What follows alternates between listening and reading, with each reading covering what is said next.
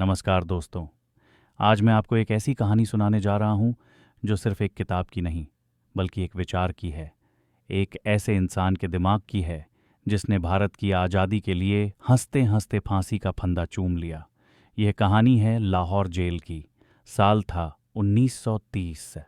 चारों तरफ सन्नाटा था, लेकिन एक कोठरी के अंदर एक तूफान चल रहा था। एक नौजवान जिसकी उम्र सिर्फ 23 साल थी, वो कुछ लिख रहा था। और जब उसने लिखा तो उसने न सिर्फ अपनी बात कही, बल्कि उस समय के हर सवाल का जवाब दिया। ये किताब है मैं नास्तिक क्यों हूँ। लेकिन इस किताब का जन्म कैसे हुआ? ये शुरू होती है एक सवाल से। एक बहुत ही सीधा सा सवाल जो भगत सिंह से पूछा गया था। जेल के अंदर कुछ दोस्त और क्रांतिकारी उनसे कहते थे, भगत सिंह, तुम इतने बहादुर हो, तुम मौत से नहीं डरते, लेकिन तुम भगवान को क्यों नहीं मानते? तुम नास्तिक क्यों हो? भगत सिंह मुस्कुराते। वो जानते थे कि ये सवाल सिर्फ उनके दोस्तों का नहीं, बल्कि पूरे समाज का था।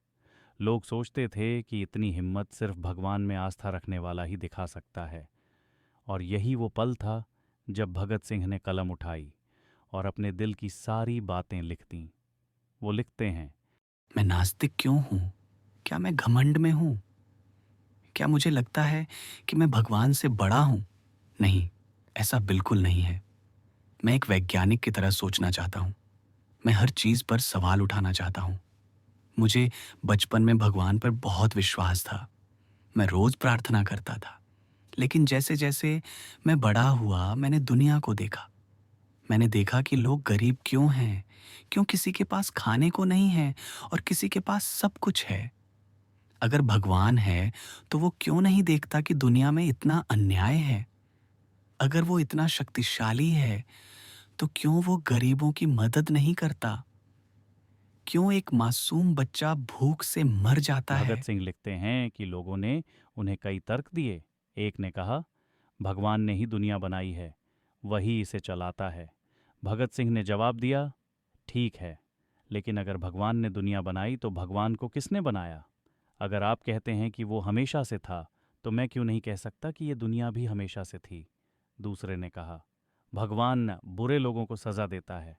भगत सिंह हंसकर बोले, अगर भगवान बुरे लोगों को सजा देता तो आज दुनिया में इतने बुरे लोग क्यों होते? अंग्रेज हम पर जुल्म क्यों कर रहे होते? क्या वो बुरे नहीं हैं? तो फिर भगवान उन्हें सजा क्यों नहीं देता? और सबसे बड़ा सवाल जो उन्होंने पूछा, लोग कहते हैं कि जब तुम मरोगे तो तुम्हें पता चलेगा कि भगवान है या नहीं। लेकिन मैं कहता हूँ, ये तो एक शर्त हुई। आप चाहते हैं कि मैं आपकी बात मान लूं और मरने के बाद आप साबित करें कि आप सही थे। मैं वैज्ञानिक हूँ।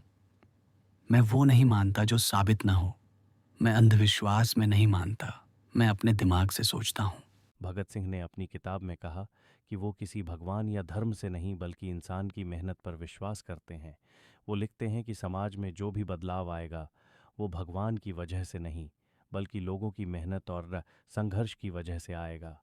उन्होंने कहा, मुझे पता है कि मुझे फांसी पर लटकाया जाएगा, मुझे मौत का कोई डर नहीं है। अगर भगवान होता तो शायद वो मुझे मौत से बचा लेता, लेकिन मुझे किसी चमत्कार का इंतज़ार नहीं है। मुझे विश्वास है कि मेरी मौत बेकार नहीं जाएगी। मैं मर जाऊंगा, लेकिन मेरा विचार जिंदा रहेगा। मेरे विचार ही मेरे भगवान हैं। कहानीकार। और दोस्तों, यही था उस किताब का सार। ये सिर्फ एक नौजवान की बात नहीं थी, ये एक वैज्ञानिक सोच थी। ये एक ऐसा विचार था जो हमें सिखाता है कि हमें हर चीज़ पर सवाल उठाना चाहिए, अपनी सोच को आज़ाद रखना चाहिए। जब भगत सिंह को फांसी दी गई तो वो फांसी के फंदे पर चढ़ते हुए भी यही कहते गए, इनकलाब जिंदाबाद। उन्होंने अपनी ज़िंदगी का सबसे बड़ा सच यही माना कि इंसान की मेहनत और सोच ही सबसे बड़ी ताकत है, न कि कोई अंधा विश्वास। तो दोस्तों, अगर आप भी सोचते हैं कि इस दुनिया को कौन चलाता है, तो एक बार भगत सिंह की यह किताब ज़रूर पढ़ें और अपने आप से पूछें, मैं नास्तिक क्यों हूँ या मैं आस्तिक क्यों हूँ? सच तो ये है कि भगत सिंह ने हमें धर्म या भगवान से नहीं, बल्कि अंधविश्वास और गुलामी की सोच से आज़ाद होने का रास्ता दिखाया।